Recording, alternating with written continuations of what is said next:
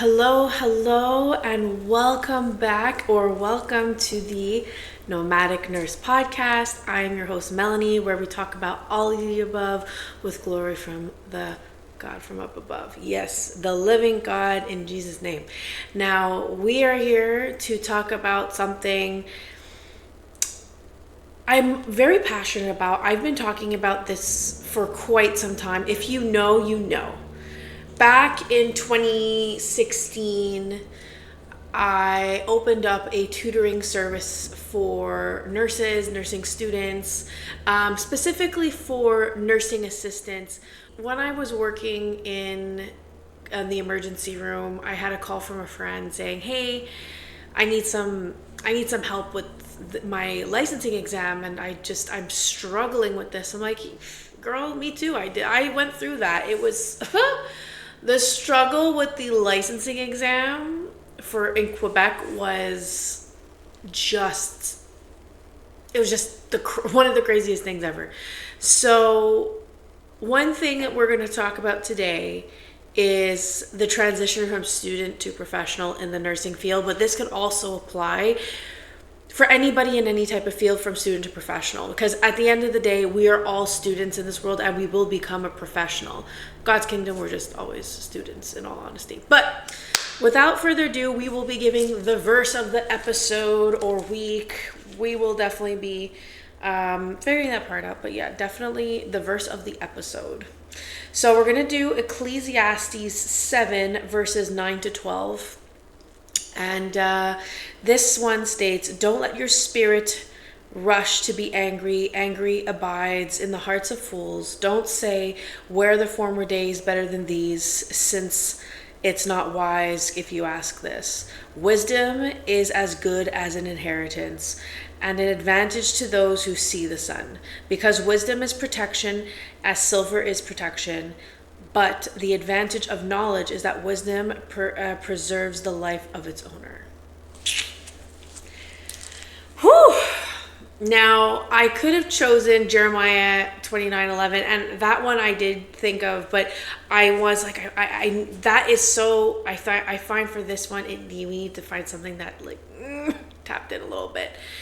The reason why I chose this verse for this episode is because nursing school can make you very angry.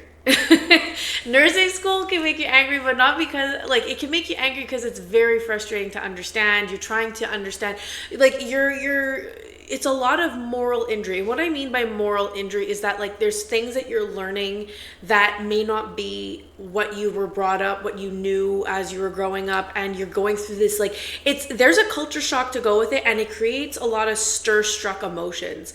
It's very normal. It's very normal for you to be like, "Wait, I don't understand this. Why am I feeling this way? Why do patients need, shouldn't we be trying to do this? And why wouldn't this patient understand this?" Well, that's why we have a sociology class to teach us the variable ethnicities, religions, and whatnot, on how they manage their health, deal with pain, struggles in that regard.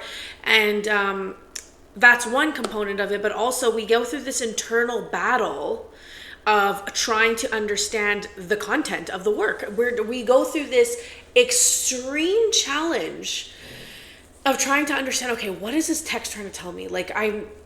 I'm reading the biggest text, our textbooks were that big easily a chunk. If I could show you some books one day, I'll do a vlog and we'll go through some old nursing books and y'all will see the heaviness. And my time, at one point we were told to bring it in to nursing school, and it was a 50-pound book, 50-pound book. And the thing is that as we're transitioning from student to professional, there's a lot of growing pains that we don't talk about. There's a lot of growing pains as we're going through nursing school that we kind of talk about, but the student to professional component, absolutely by far one of the neglected components, because it's like, okay, you graduate, you're supposed to be able to do it. It's almost like you should be loaded with your information at 100%. You should be knowledgeable 100%. Yes, there's a certain level of freshness to the wisdom that you create. Actually, wisdom is something that is developed over time. Knowledge is something that you gain in that moment, and then that knowledge becomes wisdom combined with experience. So that's something that I've learned, because we talk about the difference between knowledge and wisdom a lot in the Bible. So, and it makes perfect sense to me.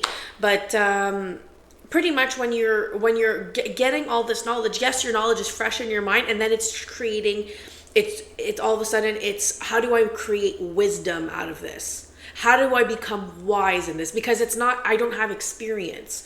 And that's the growing pain that becomes very, very frustrating for people, because you're trying to understand. And that's why we have a lot of nurses that shed a lot of tears. That we have a lot of people that come out of go into their workforce and they don't feel ready, and then they quit, or they end up going for a job that they're like, well, maybe this isn't meant for me. But the thing is that, one, you have to also understand there's a couple of components in regards to these frustrations, guys. One of those components are, you need to understand that there's a broken system. And I know you're going to hear me go back to the system a lot in this podcast, but at the end of the day, it is what it is. The nursing that I did when I graduated nursing school is not the same nursing that I do now. Outside, when I was working in Quebec particularly, it's not the same. It's a lot more rushed. There's a lack of empathy. I become that at one point only because I became a complete machine to make sure patients stayed alive. And that's not how you care for patients. We have a caring class in our nursing school. We're losing the most important part. Yes, there's a huge knowledge base, but when we first start, it's the foundations, and those foundations include caring. Do you need a caring course? Yes, because you need to make sure that are you a kind person? Are you a person with a good heart? Are you a person that can have compassion and care for a patient? And here's the thing, you're caring for somebody at such a vulnerable stance. There's a ton of growing pains when it comes down to going from student to professional that we don't talk about. And this is the part where it can get very frustrating. And it can get very discouraging for new nurses coming into the field, or a new professional coming into the field. It's a growing pain that they need support. It's a growing pain that requires application of their knowledge. Application of the knowledge is by far one of the most challenging things especially when it comes down to nursing. Why? Because not every case is the exact same. And I think this applies for many things, but not every case is the exact same. You can have a very classic textbook heart attack come in, but you could also have a very not so classic heart attack come in. It's just they exist, right? And sometimes you'll find yourself missing something, but again, that's when you have to understand that you have a multidisciplinary team. You have a doctor, you have a nurse in charge, you have other professionals that are there to help. You do have to learn to apply your knowledge. But if you're in a place that's helping you grow in your knowledge, this can still be challenging, unfortunately. But if you're in an institution that can help you grow in your knowledge and provide you courses and make sure that your team is supportive, this makes a huge difference, y'all, because as a new grad, you need to be supported, as well as you have to also be confident. It's also about finding that sweet spot. Not overly confident, because I'll tell you something, you don't know everything right out the bat. You don't. Listen, I've been doing this for 12 years. I still don't know every single thing. For example, I know nothing about labor and delivery. I have seen deliveries happen. I've delivered a baby, but ask me to deliver one now. I haven't delivered one since nursing school. I work in emergency. We're not supposed to deliver babies. I have seen an emergency C-section, but I just picked up the incubator and brought it back down. There's certain things I just don't know, and I will call people, be like, hey, labor and delivery fam, I need your help. Yeah, I need your help. But also, as a new grad, you do have to ensure that you validate your information a little bit. Just because we learn so much on textbook that sometimes you have to make sure that the textbook matches the context of the patient. So that's a very, very important factor. You will gain this wisdom that you're going to be gaining is a complete inheritance. It is this wisdom that you will gain as a nurse throughout your years. It is so impactful, and it has made such a difference in my life being a nurse, being in this energy of continuous learning. Like, I love to always learn. I guess that makes me a little bit of a nerd, but I like that. I'm not mad at that at all. I like it. Because the thing is that I love a good book. I don't mind reading the textbook. Do I read every single minute of it? Listen, we have to come up with faster ways of doing it because we had so much to read, y'all. But it was all about being strategic in your study habits. So that was a whole other thing. Like now, today, I wish I was a student, because the amount of applications that you have to not just like help you write your paper up to like ChatGPT, I'm telling you. No. I'm not talking about that. I'm talking about creating resources for you to learn. You take your entire like content that you learned in your day, your notes, your teacher's notes, you put it there and you make a quiz out of it. It's incredible what you can do. And it's just, I wish I had that when I was in nursing. And that is not just, that's not cheating the game at all. That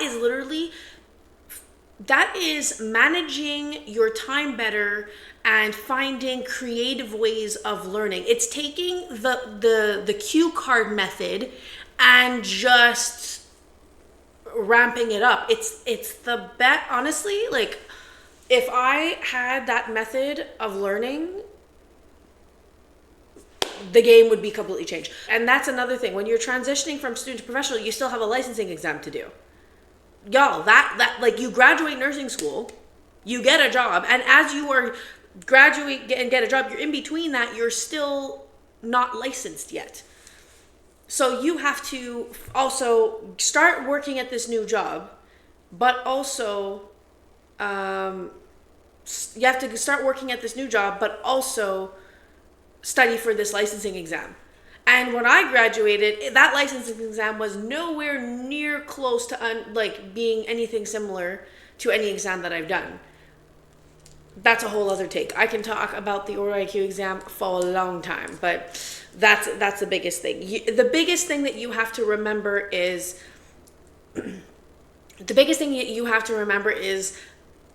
the knowledge that you have gained over the years will be in a storage bin, disorganized in your head. Find a way of organizing that storage bin, those filing cabinets, and so that you know when to pull it out. So that is all your strategies and all of your all of the knowledge that you've developed over time. And then when it's time that you see this moment, how can it be easy for you to make the connection of, I've seen this in a textbook, I've seen this in stage, I'm seeing it again, or I'm seeing it for the first time in real time. So that's also a very, very important factor there. Because this wisdom will be protection. The wisdom that you'll develop over this time will be protection. And it's crazy because you will then figure out ways of how to apply this wisdom in your everyday life with just anything that you're doing. One of the things that they taught us in nursing school is nursing process planner. How many of y'all did a nursing process planner and liked it? I did it. I hated it. Nursing process planners are probably one of the most annoyingest things to do. You have to write down the entire assessment of so you have a diagnosis of your patient, you have a situation, a case study, and then based on that, you have to do a nursing process planner on that. So you do what would be the assessments that you would do on this patient given this issue. You do the entire assessment. Based on that assessment, you would come up with nursing. Oh my gosh, what was the word? You come up with a nursing diagnosis. Okay. Let me just triple check that, because there was something about nursing. I think I'm missing something between the nursing diagnosis. Nursing.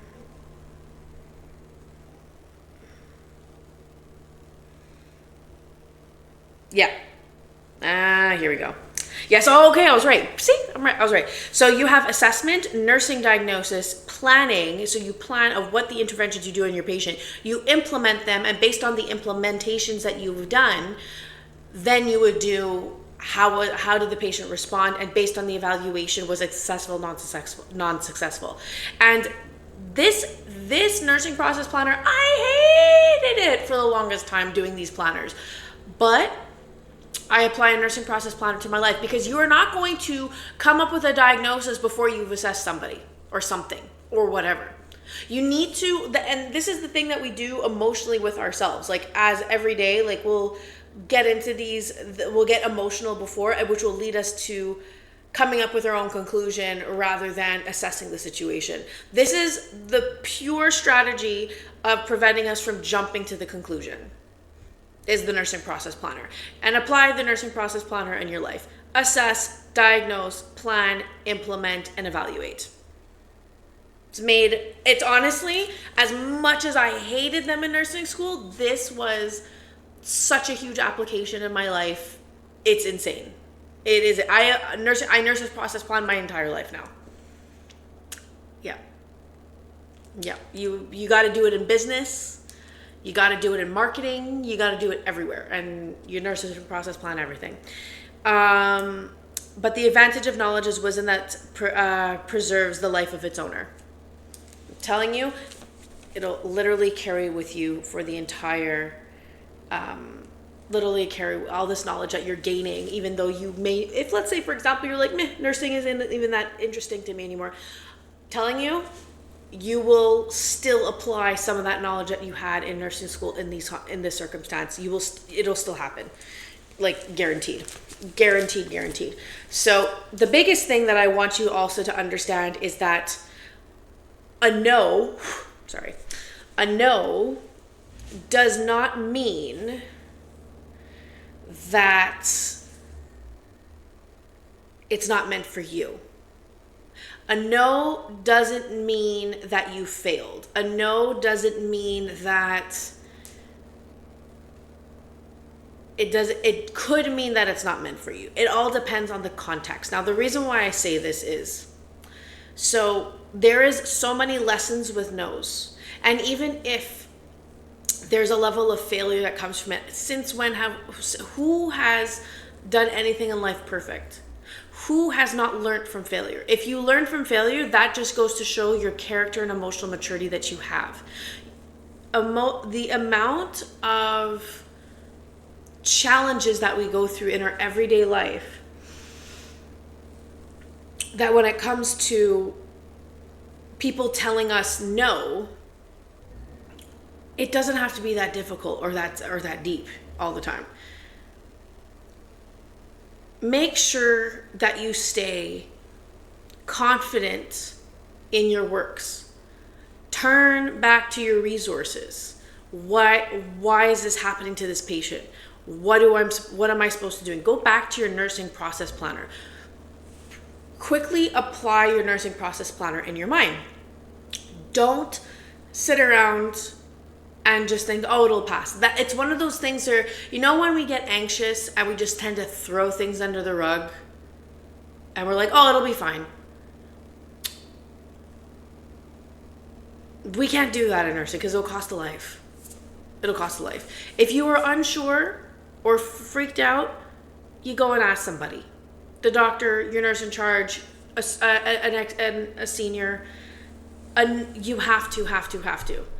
Because that will lead to a no that was very much meant for you. It sounds harsh. It sounds like it hurts, but you're accountable for the lives of patients. And when we don't consider that we have little alarm bells in our head ringing, that a patient is going sour, but we don't want to believe it because we're anxious, and we throw it under the rug, that's how patients code. Or our ego gets to it. That's a scary one. That's how patients code. That's how things decline for patients. That's where things get slipped under the rug and never come out, and then after cost the patient's health. So it's just very important that you have that in consideration for when you're being told no in certain circumstances. Make sure that you have exercised all things in order for you to ensure that your patients are getting the best care possible. If, let's say, for example, you even haven't had that moment and you're trying to get a job and you haven't it just didn't work.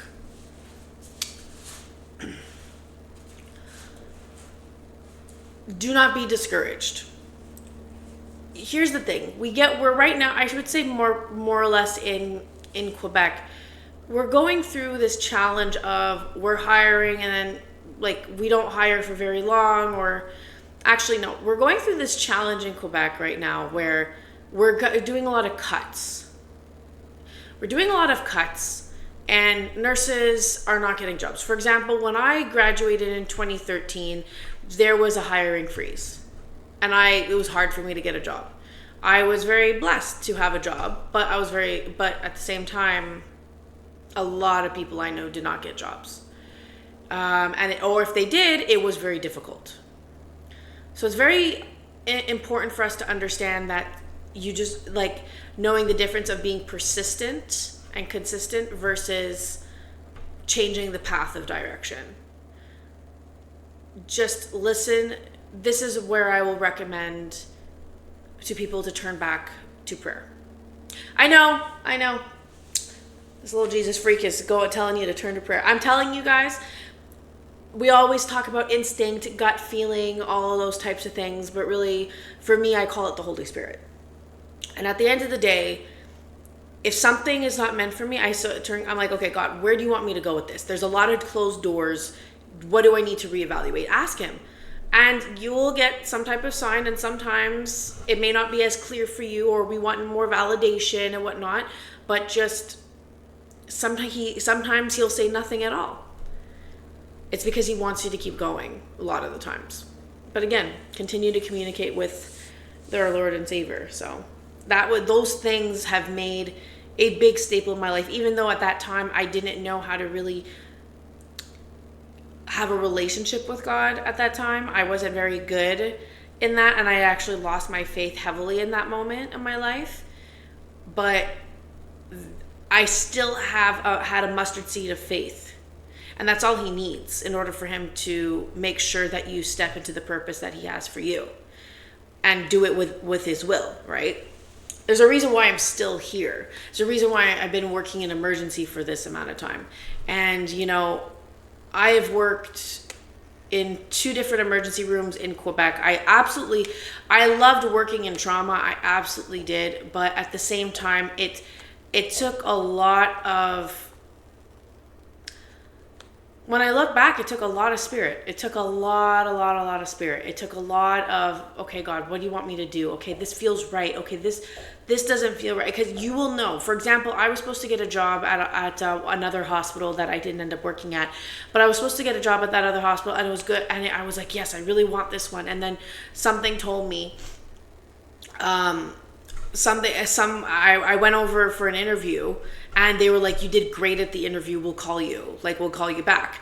The reason why they didn't take me in that job was because it was up between me and another vet nurse, and they wanted to take the vet nurse with experience because they knew that it was going to cost a little bit more money to have me trained and prepare for my exam and all that stuff. They needed somebody in this circumstance. They would have taken me, but they needed somebody with the license already in that moment. That had just so happened. But they were still interviewing people that didn't have a license yet. But if that vet nurse didn't come into the picture, I probably would have gotten the job from what I was explained. Now, it was a great department. It was going to be a cardiac floor. At that time, I was very excited for that. But God said, no, I don't want you here yet. And then all of a sudden, they were like, and my dad was telling me, it was so funny. My dad was telling me,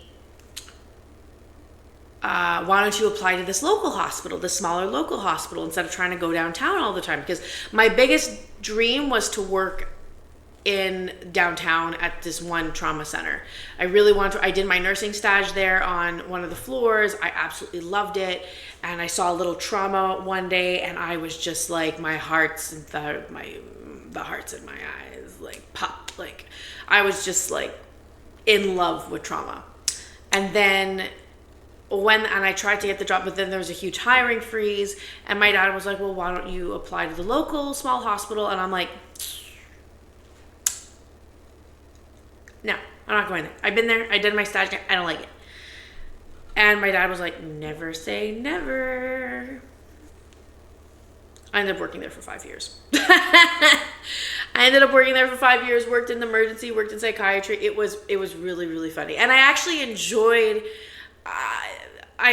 my time while I was there. I had met some really good colleagues. Yes, there was obviously challenges. These things happen, but I was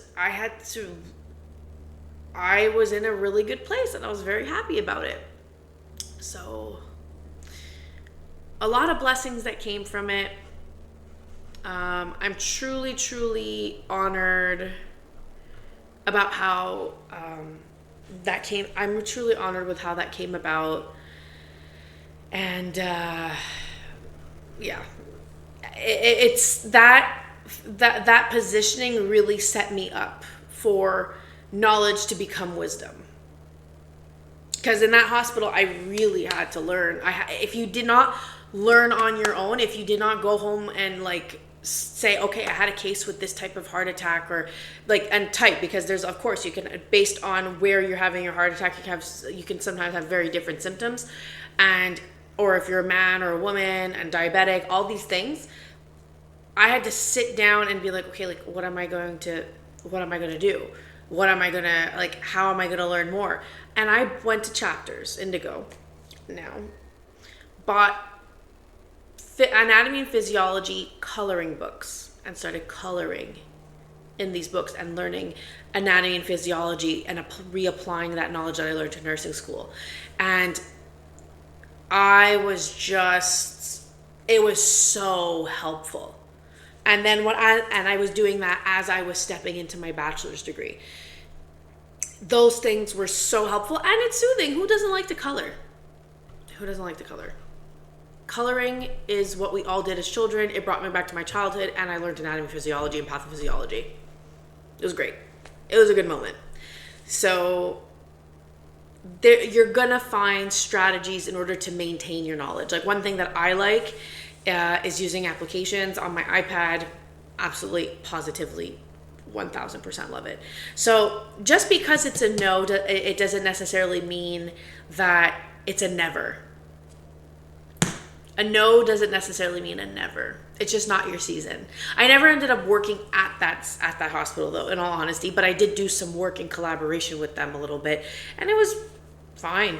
It was like I did other things, so it's not always a never. So anyways, that was that.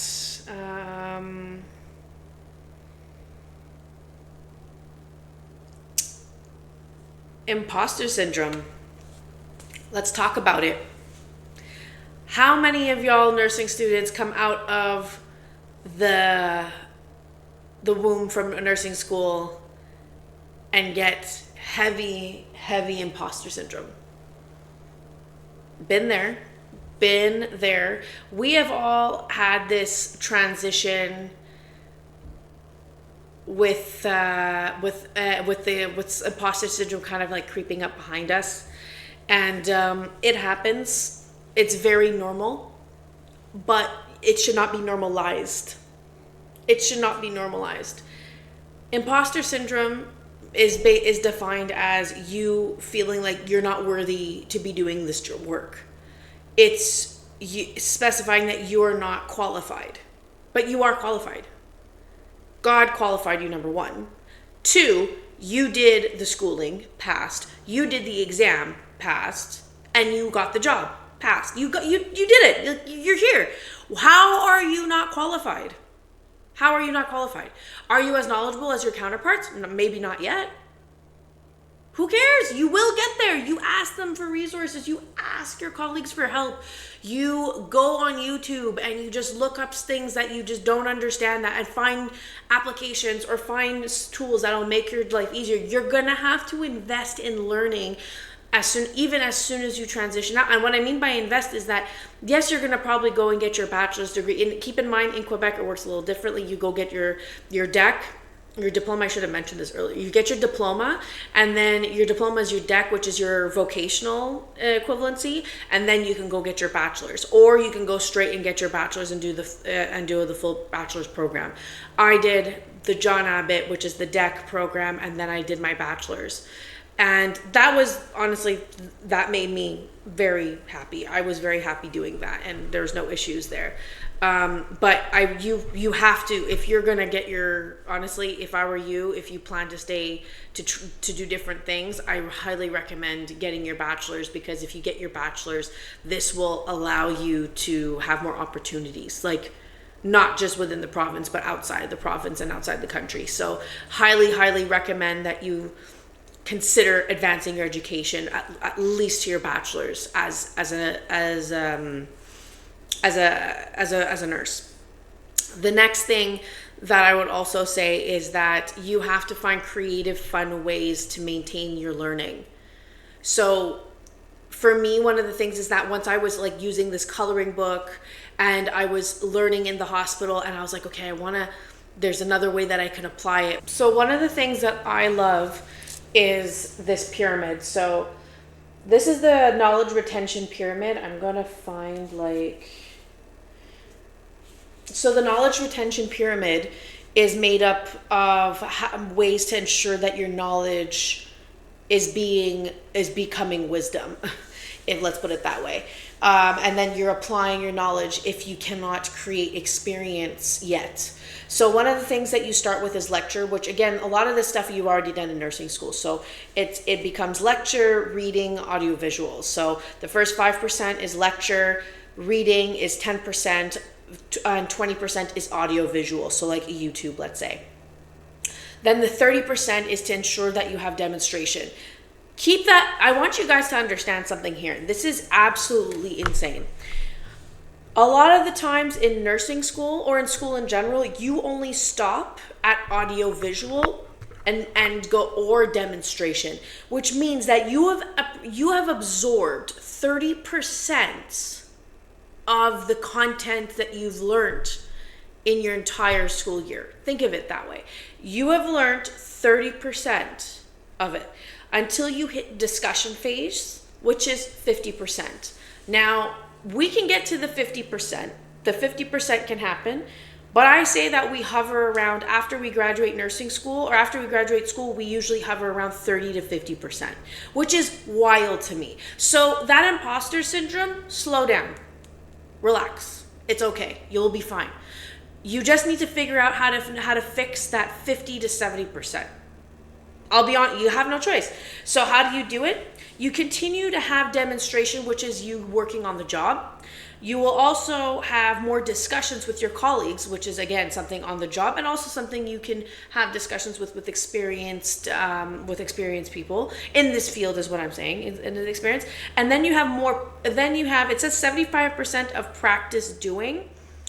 So practice doing is also more, it's you demonstrating. So demonstration would be someone demonstrating it to you, and then there's the practice doing, which is what you're doing. In nursing school, the practice doing part, listen, when I graduated nursing school, I never did a blood test. I never did a blood test in nursing school. I never put in an IV in nursing school. So practice, I only had about 50% of knowledge based on phlebotomy and IV insertion. Think of it. Think of that. 75%. If I had the actual practice, I would have jumped me from 50% to 75%. A lot of the things that we do in nursing school, we only do it once. Does that lead to us having actually doing the work or doing the practice? No. A lot of us don't even get to poke a patient. A lot of us don't get to see a surgery. A lot of us don't get to, there's things that you will not see in school that you'll only see on the job. And that's just the demonstration part. And then there's only certain things that you will do. I only started doing CPR on an actual person when I was graduated and in the emergency room. I only did CPR starting then. That was it. Before that, I wasn't doing no CPR on nobody.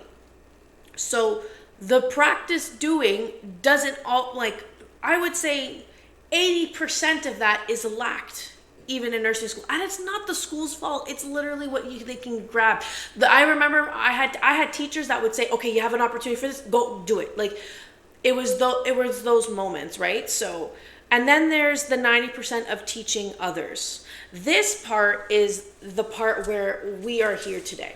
Now, the teaching others component is by far one of the most important things you can do to help solidify your knowledge. You can do this with your patients, but you can also do this with other students. But me, I love to teach. I've been teaching since I was 14 years old. I taught in dance, and then as soon as I graduated nursing school, I still kept on dancing, and I was teaching dance for all this time. And then I kept on realizing, hey, I really love to teach. And then I got an opportunity to tutor students. I got an opportunity to volunteer, and I just continued to solidify my knowledge through teaching. And that was the beautiful thing. And this is the beautiful thing about teaching. You don't keep in mind, you will be teaching others, but you will still lack another little 10% of the material to know it 100%. So you guys, this imposter syndrome that we have in our heads of we're not worthy enough. Listen, I'm telling you right now, you have to have enough experience and years of experience under your belt in order for this knowledge to actually be properly applied and solidified in your mind. I've been a nurse for 12 years. 12 years. I've seen enough cases of sepsis. I've seen enough cases of heart attack. I've seen enough cases. There's certain things that I haven't seen yet that I have no problem asking my colleagues, hey, what's this about? Have you seen this before? You have to be comfortable with talking to your colleagues, having the discussion to create that 50%, to then go into the practice doing, to create the 75%, to eventually go into the teaching others to create a 90%. It takes a lot of work. It takes wisdom. So you need to find wisdom from others to take your knowledge, and so that knowledge can be applied so you can develop into wisdom, into being wise. I hope this makes sense. I'm somebody that absolutely loves teaching. Like I love teaching. That I learned so much from my students. Like I taught about 200 students for the nursing assistant program, and I created an entire exam prep course for them. I taught also the workshop for the Order of Nurses exam. I've taught for McGill. I loved every single minute of it. And the one thing that I've learned is that this whole fear factor, this education fear, like the fear factor that people apply in education, it needs to go. It needs to go. We cannot be eating our young. We are trying to create more nurses, not break these individuals. That's the thing that we have to understand. Will we get frustrated one day because there's something they're not understanding? Yes, it will happen, but you got to remember that they're in this sponge-like mentality where they'll absorb everything, and they'll absorb the negative before the positive. And we need to reshape that mindset, because the reason why they're in that mindset is because they're afraid of killing somebody. They're learning. They're in the school of souls. They're in the school of learning how to care for people, in the healing school. Healing is what a gift. What a gift from God it is. The gift of healing, it doesn't come for just anybody. And the ones that are scared to harm somebody, a lot of the times these are the people that are meant to do the job. If it creates too much anxiety for them, some of them will go turn into another profession. But at the end of the day, these are people that care about other people. And we need to help cultivate that. We need to help cultivate the compassion. And we need to be compassionate to them. Because then after the trauma that we inflict on them, that trauma that we inflict on them, they become that trauma down the line. And then they eat the young of the next generation. So why are we not considering being compassionate and loving towards them? I know we've gone through, listen, nurse educators, nurses, and vet nurses, I understand we've gone through it. We've all gone through it. It's been a rough ride. Nursing is not an easy ride. No, it's not an easy ride at all. And this, again, can be applied to whatever you do in your everyday life. If you're not a nurse, that's fine. You're probably in there's probably a job out there that can be very relatable to this conversation. You bring somebody in to the profession and they did a caring class, but we're 15 years down the line and we don't even remember what that class was about. But that class, here's the thing. We're not supposed to forget how to care, because that's the reason why we got into this. You're not doing this job because you're not doing the nursing job just for the sake of the money. Because I'll tell you, in Quebec, that ain't it. It ain't it. Just go on the collective agreement website for the union and you can see how much nurses are making in the province of Quebec. You're not doing it for the money. No, you're not. You're doing it for the love of the job. But the thing is that the love of the job is unfortunately being traumatized by the system. And then because of the breaking of the system, we then have our own trauma that's inflicted because we become so apathetic, and then we forget the fact that we're teaching newcomers. We're teaching new nurses to come in and be better than us. We're trying to teach these people to be like, this is what it's like to care for a soul, to provide the spiritual gift of healing. It's not just given to just anybody. It's given to the chosen. And that's a crazy, crazy component that we all think about. And keep in mind, I'm not just talking anybody that's in a healthcare field or works in a healthcare establishment. You are in the healing gifts. You carry the gift of healing. You are a part of that journey. You are a part of that team. You have that spiritual gift. So why are we not cultivating that gift? Because it's an honor to have it. God graced us with that gift, and we choose to eat our young. We need to ensure that this transition from student to professional is memorable in the most positive way possible, so that these students can have someone to look up to and become the individual, become the nurse that another nursing student did not have or could not have in their time. So we have to learn to heal all these little wounds that we have, or big wounds, because that's also a very big thing. We have to learn to heal all these wounds of all sizes. And we have to learn to cultivate the young. The seed is planted. They're already there. They graduated. They have their license. They're pending their license. And we have to help them water the field. So there's a lot to talk about with this imposter syndrome, because the amount of knowledge that you will gain after nursing school, you will not be able to apply, discuss, or do any much of that in nursing school. And again, it's not the school's fault. It's just if you go to do your stage and you don't have the privilege to witness a management of a heart attack, you're not going to, you're going to only learn, let's just say, you're only going to go down to the 50%. You're never going to go to the practice doing. So keep that in mind. It's very, very, very important this whole knowledge retention factor. And I hope this helps you understand, no matter what profession you're in or even what you're going through, it's by far one of the best things I ever learned.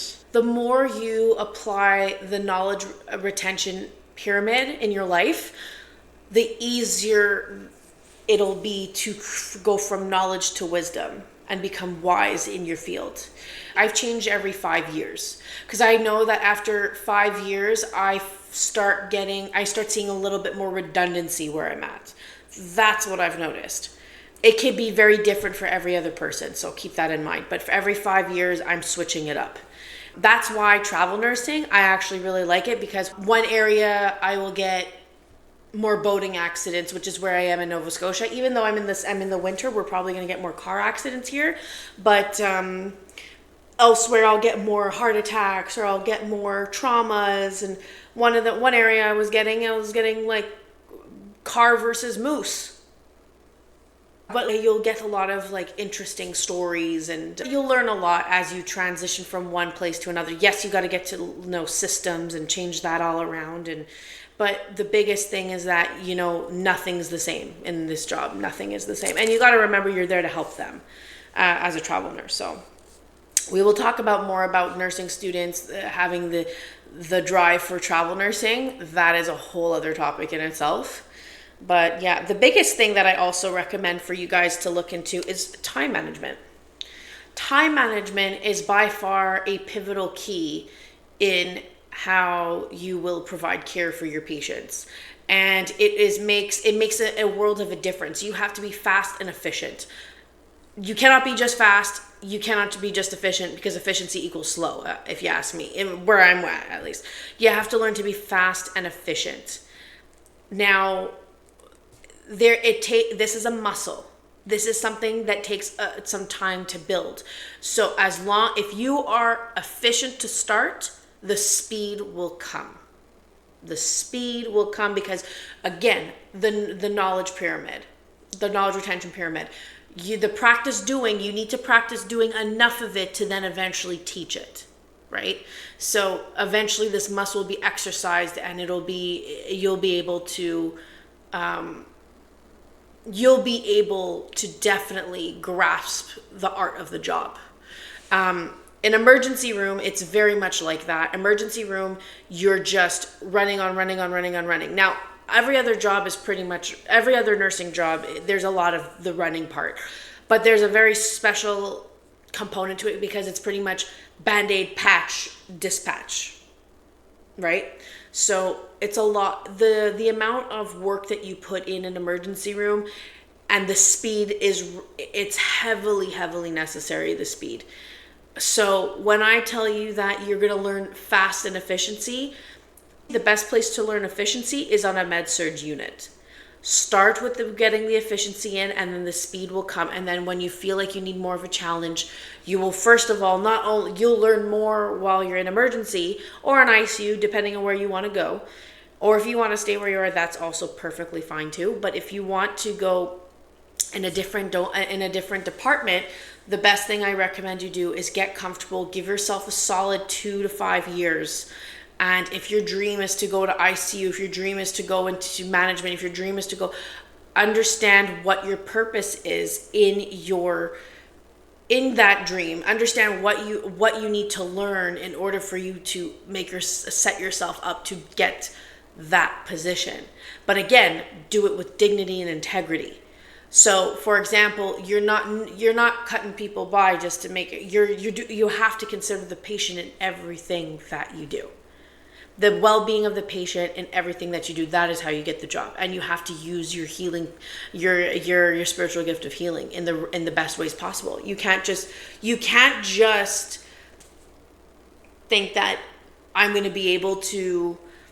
Oh, if I do this all by myself, it'll be better. No, teamwork is where it's at. Now, some places may think otherwise. I believe that, yes, you have to see how you can work alone, but teamwork, how you work in a team, by far one of the most important things, because you can't turn a position of patient by yourself.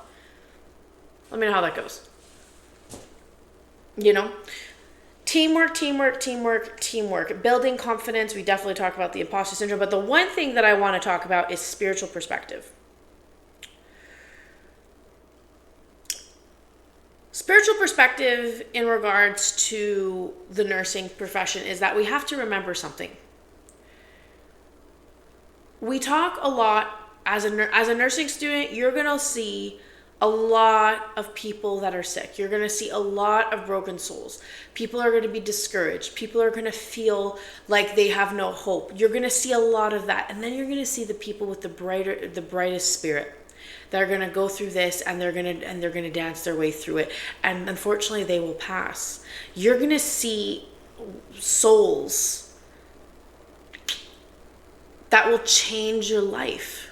That'll change your perspective. When I graduated nursing school, I went to work in the emergency. I used to be anxious about all these little things. I used to care about the stupidest things. And then one day when I worked in the emergency, I just stopped caring about certain things. I was like, why does this matter? Why does this matter?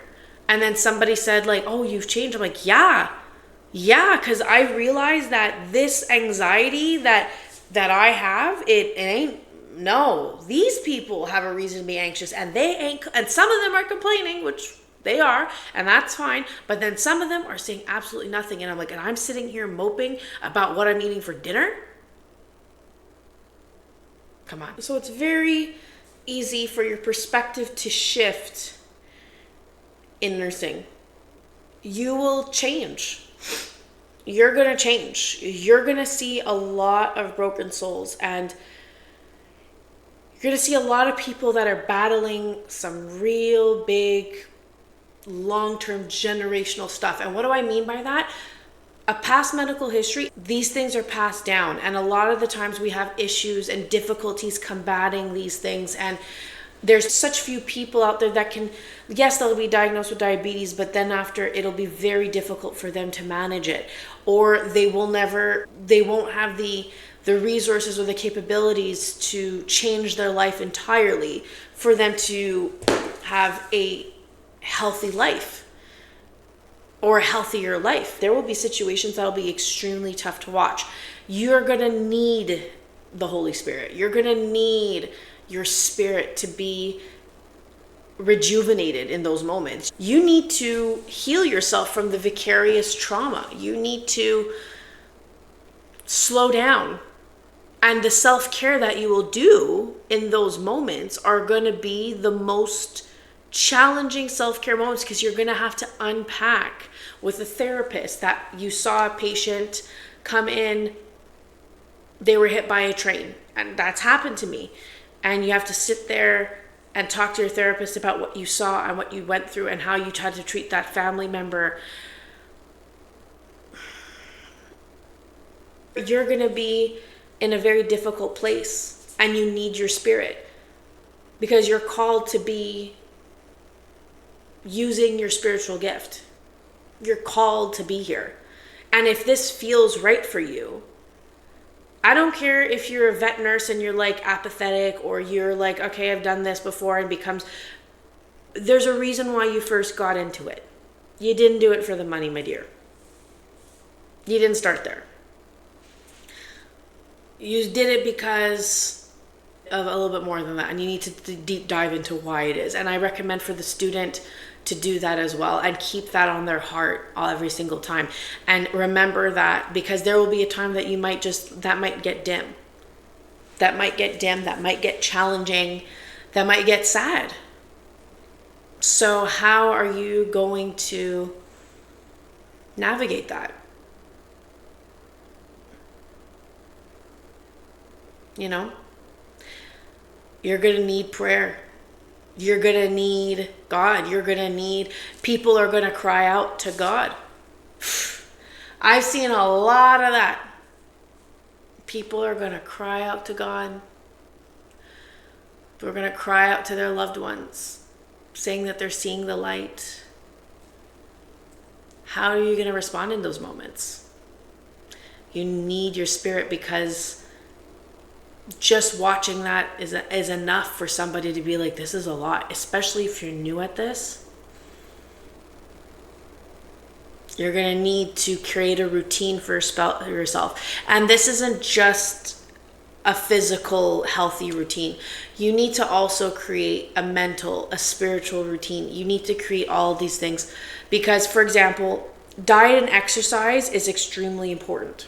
We talk about diet and exercise every day, all the time. It's the biggest thing, diet, exercise. But what we don't talk about enough is mental health. Even though it has taken a little boom, we need to talk more about going to therapy and being okay going to therapy. And as a nurse, if you're seeing enough things in your day, I'm sorry, but you better take a look at your insurance policy when you get at work, and you better be looking at getting some bi-monthly therapy sessions. I'm very serious, because you're going to see things and hear things that are quite traumatizing at some points. There will be something.